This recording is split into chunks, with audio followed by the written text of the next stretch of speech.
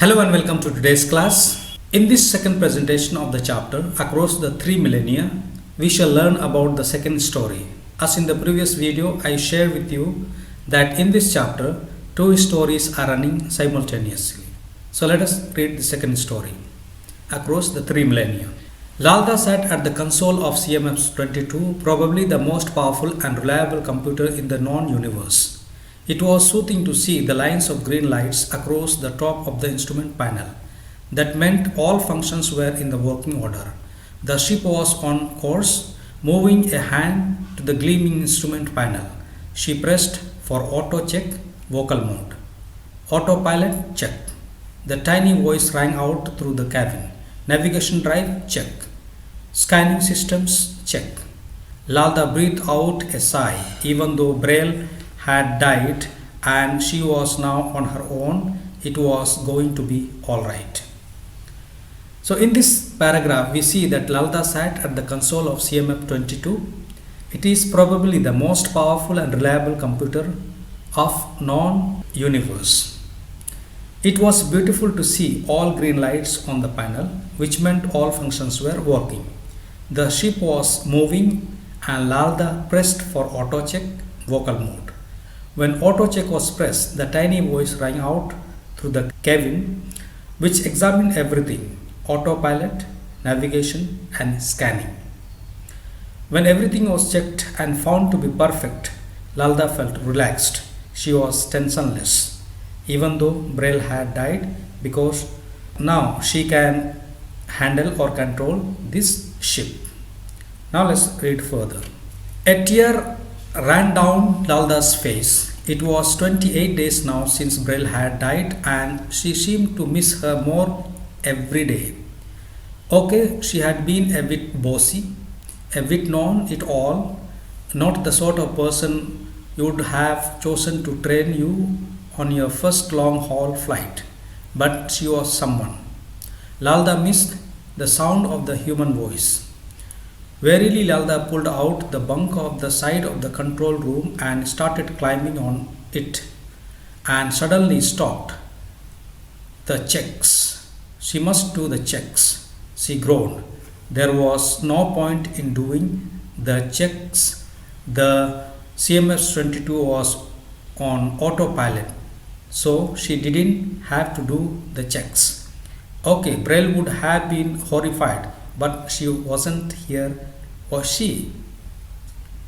So here we see Lalda was crying because Braille died. 20 days had passed already. She was all alone. She missed her. She was remembering her. Although Braille was a bit dominating person and at times very strict to her, but she was someone to her.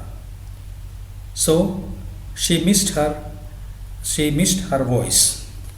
While in her thought, warily Lalda pulled out plank in the control room and started to climb, and suddenly stopped, thinking of checking all the functions. But again thought to herself that already CMF-22 is in autopilot. Nothing to worry now. She thought to herself, if Braille would have been there, she would have been horrified. But she wasn't there. Was she? Let's read again. For a few seconds, Lalda stayed where she was motionless, and then her 7 years of training at Space College won out.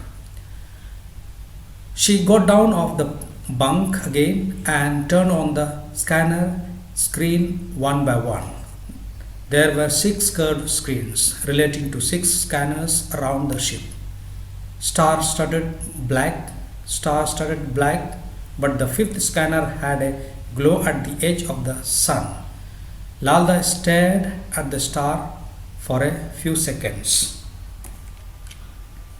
Then she reached over to the far right of the console and took a reading of the ship's surrounding temperature, 2.61 degrees Celsius.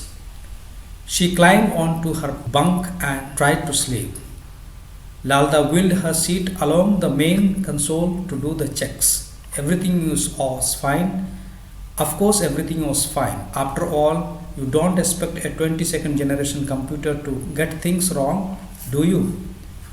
She lit up the scanner screens. She thought. The glow from the sun seemed brighter, reaching further. So in this paragraph we see, for a few seconds Lalda stayed motionless, but then she gathered courage because already she had 7 years of training at Space College. She got down the plank again and turned on the scanner one by one. Everything was alright, but fifth scanner had little glow. So Lalda thought of the sun. So she stared at the star for a few seconds. Then she reached over to the far right of the console and checked the temperature, and it was 2.61 degrees Celsius. She climbed on to the plank and tried to sleep. Lalda wheeled the seat and started checking, and she found that everything was working well. After all, she thought, how can this 22 generation computer go wrong? She lit up the scanner and she saw the glow from the sun, which was brighter, and she now has reached further. Let's read further. Lalda poured herself some fruit juice, then started towards the control room, carrying the cup. Suddenly she stopped. What was she doing? No loose liquids in the control room. That was the rule. How could she ever forget? It was almost the first thing she had learned in flight training. She threw the drink down the chute. Back in the control room, she ran her eyes over the instrument panel and started her checks. Autopilot check. Ping CMS 22. Coordinates log check. Navigation drive check. In this paragraph we see Lalda wanted to have juice, so she poured and carried towards the control room. Then she suddenly realized that no liquid should be carried to control room because this is what she has been trained. So returning, she threw the juice and started checking all the functions. Now let's read further. Good old CMS 22, thought Lalda. She felt safe. She didn't really have to do a thing until re-entry and landing time, and even then the people on the Earth base would be overseeing operations. They wouldn't be taking any chances, not with her cargo of 500,000 precious spectacles of lithium. She started turning on the scanners. Star-studded black. Star-studded black. Oh, the glow of the sun was stronger than ever on the fifth screen. Lalda frowned. The sun surely was bigger. So, in this paragraph we see, after checking CMS 22, Lalda felt safe because everything was working well and she didn't really have to do, which is not supposed to do. Even the people on Earth would be overseeing her, not the precious lithium. She started turning on the scanners and everything was black except the fifth scanner, which showed the stronger glow of the sun. And Lalda frowned, thinking that surely the sun was bigger. Now let's read further. Hands shaking, Lalda moved over to get a reading on the ship's surrounding temperature. It was 2.84 degrees Celsius and it had been 2.61. She sat back in her chair, heart thumping.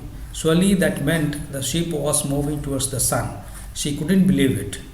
She lifted her eyes to the row of lights at the top of the instrument panel. Green. Every single one of them green. What had gone wrong?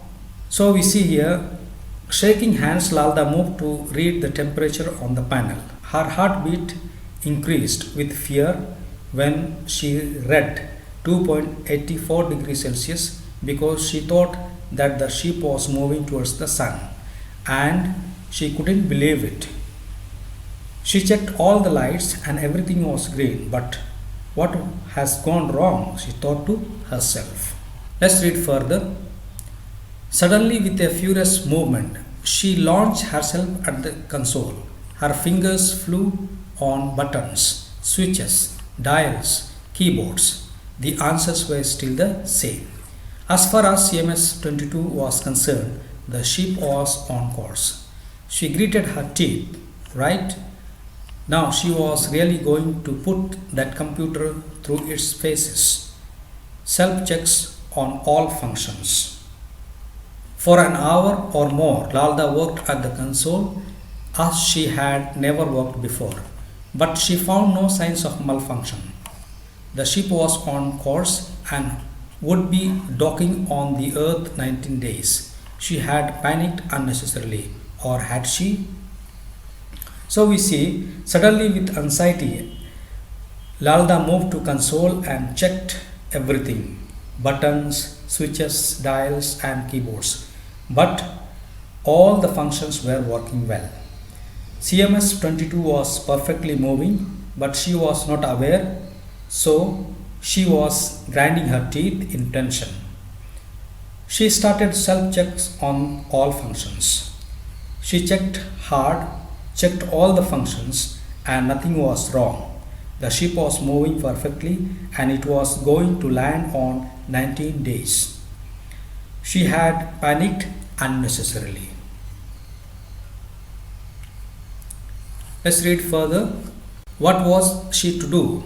All CMS 22's self-check programs were telling her everything was okay, but Lalda knew it wasn't.